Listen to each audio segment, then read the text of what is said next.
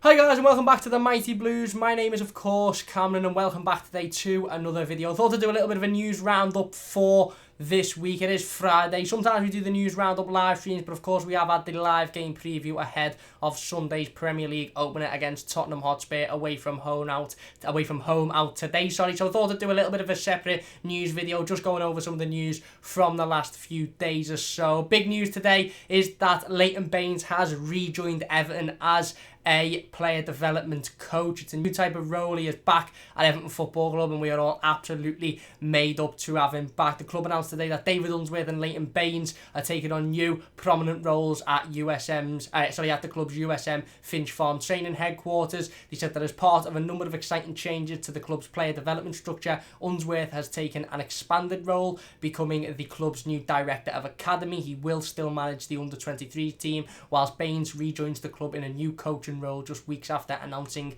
his retirement as a player. It's believed that Leighton Baines will work with the first team, the under-23s and the under-18s in this sort of development role, and he'll be a fantastic head to have around the training field. Look, I'm absolutely made up that Leighton Baines is back at Everton Football Club. Not only was it really sad to see him leave, not only was it really sad to see him retire and obviously not have the massive sort of goodbye that he deserved from Evertonians because there was no fans in the stadium, but he is such a cool, calm and collected head to have around the training ground, and he is also a very intelligent player. We spoke briefly about it on the live stream on the game preview to the Tottenham game with Tom, but he is a very intelligent player, very good footballer technically still. Yes, okay, he hasn't got that pace and he hasn't got that ability to get up and down the pitch, which I think is one of the big reasons as to why he ultimately retired, but he's still very good technically. And he's a fantastic head to have around the training ground. He always had his arm around the younger players. He always was helping players out. You know, Seamus Coleman come out when he retired and said he was always the first player in the training ground at the start of the day and always the last player to go home. So he's got that mentality, he's got that ambition, and I think he's a fantastic person to have back at the football club. Plus, we'll all get to see Leighton Baines in the new Everton Kazoo gear, Hummel gear, which I think we've all wanted to see, haven't we? Let's be perfectly honest. So there you go. That's the biggest bit of news from today. Leighton Baines has rejoined Everton Football Club in a new coaching role. He'll be working with the first team, the under-23s and the under-18s. Fantastic for Leighton Baines. Also fantastic for David Unsworth getting a promotion to academy director. He will still manage the under-23s as well, I believe. Fantastic for both of those players, two of the finest defenders in Everton history. Next bit of news and information. Yesterday, Everton announced that they have submitted their amended planning application to Liverpool City Council for Bramley-Moore Dock Stadium. The club have responded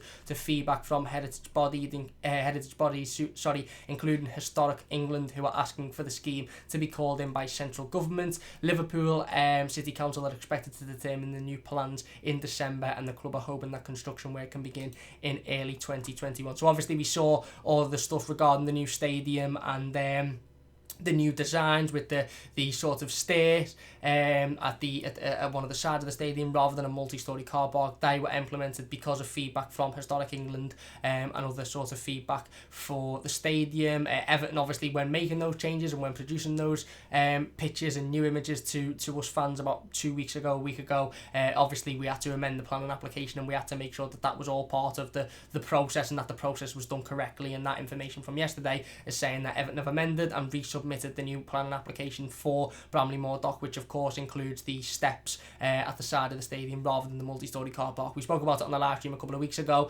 I think it'll still go through. I think Liverpool City Council will still give planning permission once the application has been reviewed, and hopefully that is within the next sort of couple of months or so, and hopefully work can begin on the stadium in early next year. Next bit of news is regarding transfers. According to Fabrizio Romano, very reliable journalist, he has said last night that Juventus have asked for the comeback of Moise Kean on loan as a backup option. Everton don't want to loan him out after paying £30 million a year ago.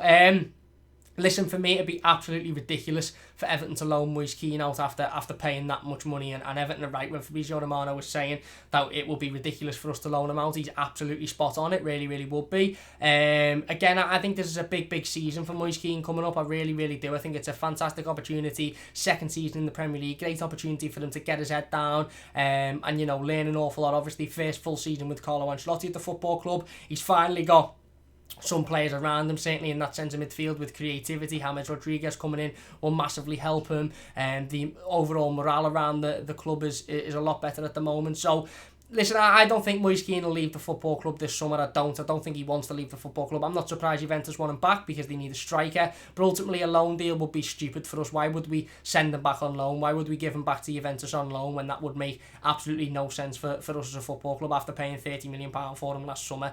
Carlo Ancelotti is a big fan of the player. The player's a big fan of the manager as well, and I think he is in his plans going forward. So I don't see much chance of that happening, if I'm being perfectly honest. And finally, last bit of information I want to talk about. Everton have revealed the squad numbers for the 2020-2021 season. Mason Holgate is Everton's new number 4 and John Joe Kenny takes the number 2 spot. We spoke about this again briefly on the live stream.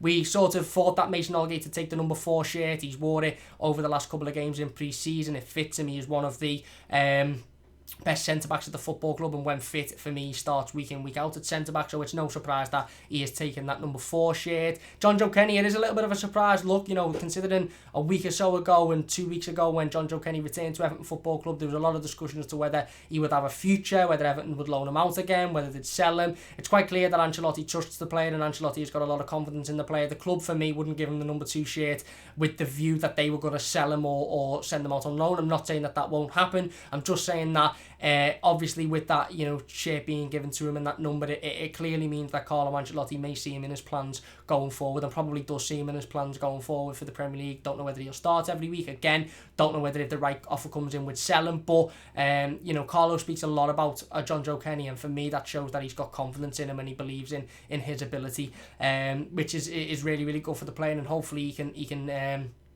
you know, we can get into the team and settle in if he does start playing and put in some really, really good performances. And I like John Joe Kenny. I think going forward he's a good defender. He needs to brush up on his work defensively, because I just think sometimes he's left exposed too much. But it shows that Carlo Ancelotti has got the faith in him, and hopefully he repays that faith. On to some other numbers then. Alan, of course, number 6, Abdoulaye Doucouré, number 16. Nelson Nkunku, who is the new signing at left back, he is number 18 for this season. James Rodriguez, of course, we already know, number 19. Anthony Gordon moves from 42 to 24, I believe, so switching numbers there.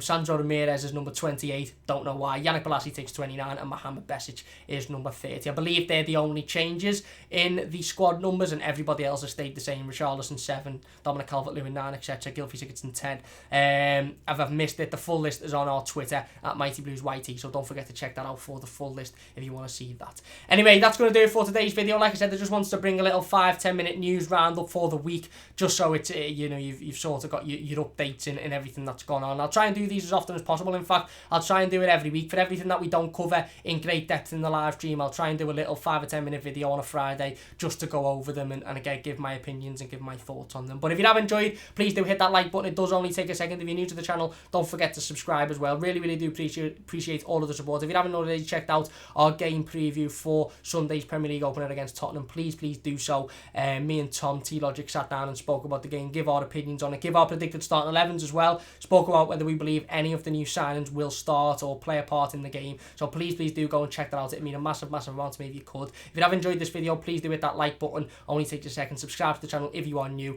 as well. We'll be back tomorrow with, of course, we'll be back on Sunday, of course, with all the post-game content, instant match reaction, player ratings and all of that sort of stuff. If you have enjoyed, please leave a like, subscribe if you're new, and we'll see you soon on the Mighty Blues.